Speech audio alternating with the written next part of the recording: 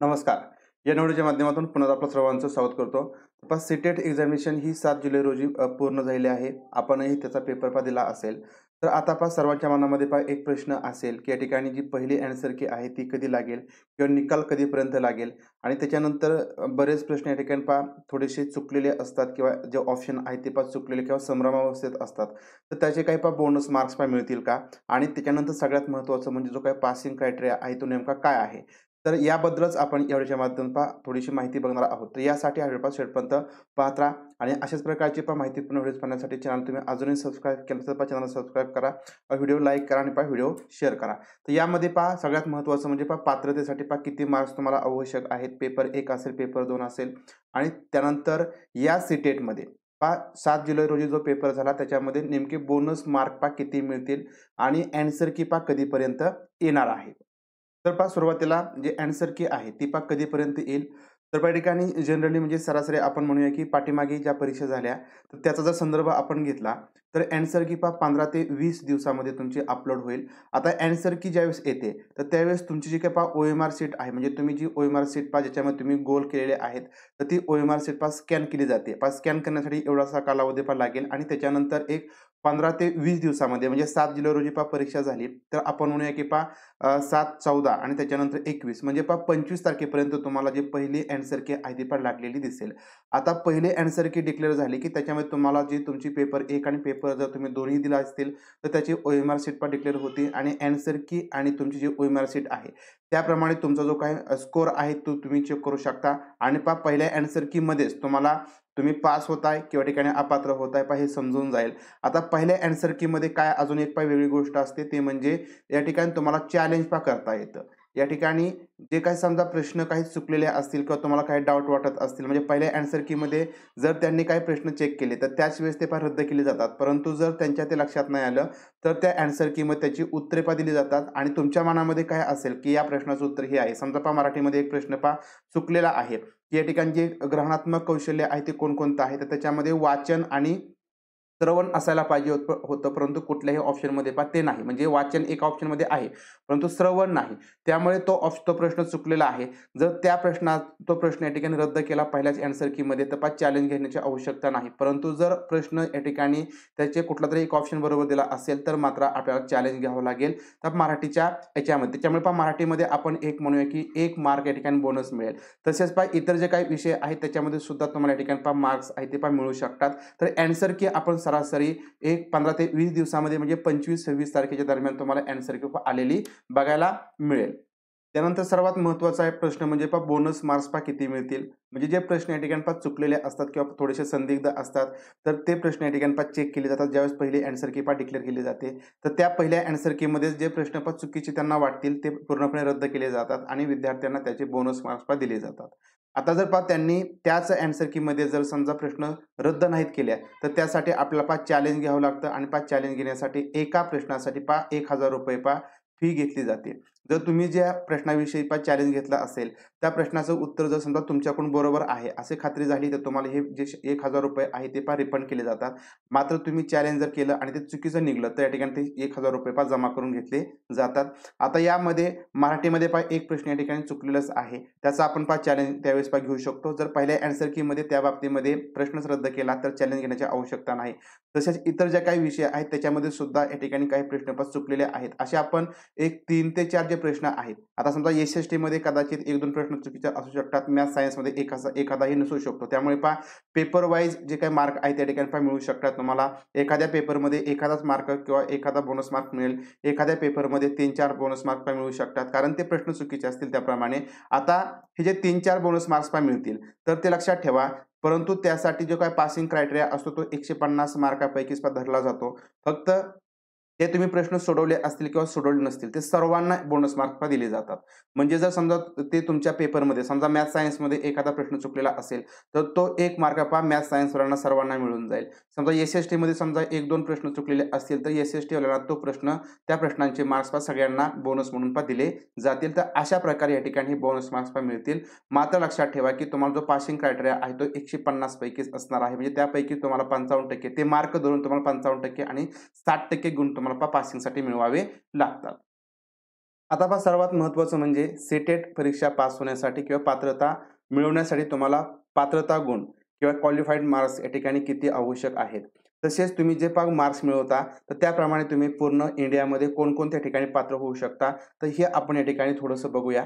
म्हणजे एक समरी आहे, की ज्याच्यामध्ये तुम्हाला थोडंसं या ठिकाणी एक कन्फर्मेशन येईल, की या ठिकाणी नेमकं तुम्हाला किती मार्क्स मिळाले, म्हणजे तुम्ही कोणकोणत्या ठिकाणी पात्र होऊ शकता. तर बघा या ठिकाणी आपल्याला जर तुम्ही ओपनमधून येत असाल, आता याच्यामध्ये लक्षात ठेवा महाराष्ट्रामधील एस-सी-बी-सी आणि ई-डब्ल्यू-एस तर आणि इतर जे काही असेल जे ओपनमध्ये येतात, या सर्वांना तुम्हाला या ठिकाणी महाराष्ट्रामध्ये नोकरी करायची असेल, म्हणजे टेटमधून पवित्र पोर्टलमार्फत नोकरी करायची असेल, तर त्यासाठी तुम्हाला सी-टेटमध्ये पण 90 मार्क्स असतील, तर तुम्ही पात्र आहात.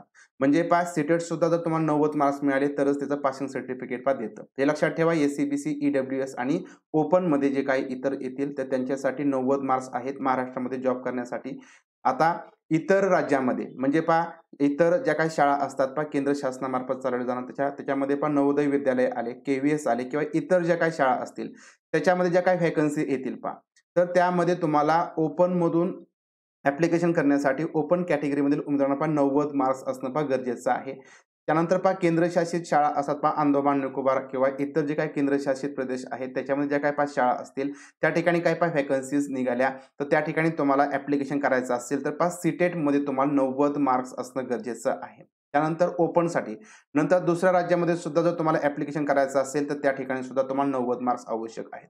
आता ओबीसी तर बघा ओबीसी या प्रवर्गामध्ये म्हणजे केंद्र शासनाच्या यादीमध्ये ओबीसी प्रवर्गामध्ये जे उमेदवार येतात मग त्याच्यामध्ये आपले एसबीसी प्रवर्ग आला, फिजीए आला, ओबीसी आला, त्याच्यानंतर एनटीसी, एनटीडी हे जे काही सर्व प्रवर्ग आहेत हे सर्व प्रवर्ग हे ओबीसी मध्ये येतात. आता या उमेदवारांना सी-टेटमध्ये पासिंगसाठी किती मार्क्स आवश्यक आहेत तर बघा पासिंगसाठी 82 मार्क्स जरी मिळाले तरी सुद्धा हे उमेदवार सी-टेट या ठिकाणी पास करतं त्यांना सर्टिफिकेट देतं. परंतु या ठिकाणी एक थोडंसं लक्षात ठेवा की महाराष्ट्रामध्ये जी सध्याची टेट 2022 संदर्भामध्ये जी पवित्र पोर्टल मार्फत भरती सुरू आहे त्याच्यामध्ये जे ओबीसी मध्ये येतील किंवा जे एससी एसटी मध्ये जे कॅन्डिडेट आहेत तर त्यांना जर ओपनच्या जागेसाठी बघा इथं थोडं समजून घ्या की ओपनच्या जागेसाठी त्यांना पात्र व्हायचं असेल म्हणजे ओपनच्या जागेवर त्यांची निवड व्हायची असेल तर त्यासाठी त्यांनी सी-टेट किंवा टीईटी मध्ये 90 मार्क्स मिळवले असतील तरच त्यांना पात्र केलं गेलं म्हणजे त्यांना त्या ओपनच्या जागेवरती निवडलं गेलं. आता या ठिकाणी त्या संदर्भात माननीय उच्च न्यायालयामध्ये याचिका दाखल आहे जे काही अभियोगधारक आहेत त्यांनी एक याचिका दाखल केली आहे की या ठिकाणी हा जो रूल आहे आपल्या महाराष्ट्रामध्ये लागू नाही तो बाहेरच्या राज्यामध्ये लागू आहे आणि त्याच्यामुळे जो काही 55% क्रायटेरिया आहे म्हणजे समजा जे कास्टमध्ये उमेदवार आहेत त्यांना जरी 82 मार्क्स मिळाले असतील तरी ते ओपनच्या जागेसाठी पात्र आहेत त्यांना 90 मार्क्सचा क्रायटेरिया नाही. तर या संदर्भात या उमेदवारांची न्यायालयामध्ये याचिका आहे त्या संदर्भात सुनावणी सुरू आहे आणि त्याचा निकाल नेमका काय येईल त्याच्यावरती डिपेंड असेल की समजा आता जो काही क्रायटेरिया लावला की समजा ओपनच्या जागेसाठी कास्टमधील उमेदवारांनी सुद्धा 90 मार्क्स मिळवणं जर समजा कोर्टाने तसा निकाल दिला तर इथून पुढे तो क्रायटेरिया पुढे राहील. परंतु जर समजा कास्टमधील उमेदवारांना 82 मार्क्स मिळवायचे आहेत किंवा 90 पेक्षा कमी मार्क्स असले तरी सुद्धा ते ओपनच्या जागेला पात्र होतील असा जर निकाल दिला तर मग मात्र तिथून पुढे म्हणजे आता जी काही प्रोसेस झालेली आहे तर त्याच्यामध्ये कुठलाही बदल नाही होणार परंतु इथून पुढे तुम्हाला ते 90 मार्क्स मिळवावे लागतील ओपन मधील निवडीसाठी. परंतु कास्ट मधील निवडीसाठी तुम्हाला 82 मार्क्स जरी असतील तरी या ठिकाणी चालते. तर लक्षात ठेवा हे फक्त 90 मार्काचं फक्त आपल्या पवित्र पोर्टलमध्ये या सध्याच्या भरतीमध्ये लागू केलं आहे. पुढे काय होईल ते या ठिकाणी सर्व उच्च न्यायालयाच्या निर्णयावरती अवलंबून असेल. त्यानंतर एक सर्वात महत्त्वाचं म्हणजे तर आपल्या महाराष्ट्रामध्ये जे ई-डब्ल्यू-एस प्रवर्गामधील उमेदवार आहेत तर या उमेदवारांना महाराष्ट्रामध्ये जे पवित्र पोर्टल मार्फत शिक्षक पदभरती सुरू आहे तर त्याच्यामध्ये जरी तुम्हाला 82 मार्क्स असतील तरी तुम्हाला पात्र केलं जातं म्हणजे तुम्हाला ई-डब्ल्यू-एस मधून घेण्यासाठी म्हणजे त्यासाठी तुम्हाला 90 मार्क्स घेण्याची आवश्यकता नाही. जर तुम्हाला 82 मार्क्स असतील आणि तुम्ही ई-डब्ल्यू-एस धारक असाल तर तुम्हाला पवित्र पोर्टलमधील शिक्षक भरतीसाठी ई-डब्ल्यू-एस मधून म्हणजे ज्या काही ई-डब्ल्यू-एसच्या राखीव जागा आहेत तर त्या जागेसाठी जर तुम्हाला 82 मार्क्स असतील तरी या ठिकाणी पात्र आहेत. परंतु ओपन मधील ज्या काही जागा असतील त्यासाठी तुम्हाला पात्र व्हायचं असेल तर मात्र इतर कास्ट प्रमाणे तुम्हाला 90 मार्क्स आवश्यक आहेत. मात्र आता ई-डब्ल्यू-एस धारकांनी एक लक्षात ठेवायचं आहे की जर तुम्हाला 90 मार्क्स असतील तरच तुम्हाला पासिंगचं सर्टिफिकेट डिजिलॉकरला येतं. जर तुम्हाला 90 पेक्षा कमी मार्क्स असतील तर तुम्हाला पासिंगचं सर्टिफिकेट येत नाही. मग तुमच्या मनामध्ये संभ्रम असा असेल की जर आमच्याकडे पासिंग सर्टिफिकेट नसेल तर मग आम्हाला कन्सिडर कसं केलं जातं तर त्यासाठीचं जो काही वेगळा GR आहे शासनाने तो काढलेला आहे त्याच्यामुळे तुमचं जे काही मार्कशीट आहे ते फक्त तुम्हाला भरतीमध्ये सादर करायचं आहे आणि त्याच्यावरती तुम्हाला तिथं पुढं कन्सिडर केलं जात आहे. तर ईडब्ल्यूएससाठी फक्त हा थोडासा वेगळा रूल आपल्या महाराष्ट्रापुरता फक्त लागू केलेला आहे. इतर राज्यामध्ये तुम्हाला जर ईडब्ल्यूएसमधून जॉब करायचा असेल तर मात्र तुम्हाला पण 90 मार्क्स असतील. तुमच्याकडे सर्टिफिकेट असेल तरच तुमच्याकडे एन-ई-व्ही-एस असेल, केंद्रशासित शाळा असतील किंवा दुसऱ्या राज्यामध्ये तुम्हाला 90 मार्क्स असतील तर कन्सिडर केलं जाईल. आता एन-ई-व्ही-एस, के-व्ही-एस किंवा अदर ज्या काही केंद्रशासित म्हणजे किंवा केंद्र शासनामार्फत ज्या चालवल्या जाणाऱ्या शाळा आहेत त्याच्यामध्ये सुद्धा ओबीसीसाठी 82 मार्क्स आवश्यक आहेत. जर तुम्ही ओबीसी मधून असाल, तुम्हाला सीटेटमध्ये 82 मार्क्स आहेत, तर तुम्ही त्या ठिकाणी पात्र आहात. तुम्ही ॲप्लिकेशन करू शकता शिक्षक भरतीसाठी. आता ज्या काही केंद्रशासित शाळा असतील, मग याच्यामध्ये लक्षात ठेवा, जी काही DSSB संस्था आहे, म्हणजे दिल्लीमधील ज्या काही शाळा आहेत, तिथे जर काही व्हॅकन्सीज निघाल्या, तर त्यामध्ये तुम्हाला ओबीसी वाल्यांना पण 90 मार्क्स आवश्यक असतात. अंदमान निकोबार असेल किंवा इतर केंद्रशासित प्रदेश आहेत, त्या ठिकाणी ॲप्लिकेशन करायचं असेल, तर त्यासाठी तुम्हाला 90 मार्क्स पास सीटेटमध्ये आवश्यक आहेत. लक्षात ठेवा, तुम्ही जरी पास असलात तरीही तुमचा स्कोर हा 90 पाहिजे सीटेटमध्ये. नंतर दुसऱ्या राज्यामध्ये तुम्हाला ॲप्लिकेशन करायचं असेल, समजा उत्तर प्रदेश, बिहार किंवा इतर जे काही राज्य असतील, त्या ठिकाणी तुम्ही सुद्धा ॲप्लिकेशन करू शकता. परंतु त्या ठिकाणी सुद्धा तुम्हाला सीटेटमध्ये 90 मार्क्स आवश्यक आहेत. 90 मार्क्स तुम्हाला असतील तरच तुम्ही त्या ठिकाणी ॲप्लिकेशन करू शकता. तुम्हाला कास्ट रिझर्वेशन त्या ठिकाणी दिलं जात नाही.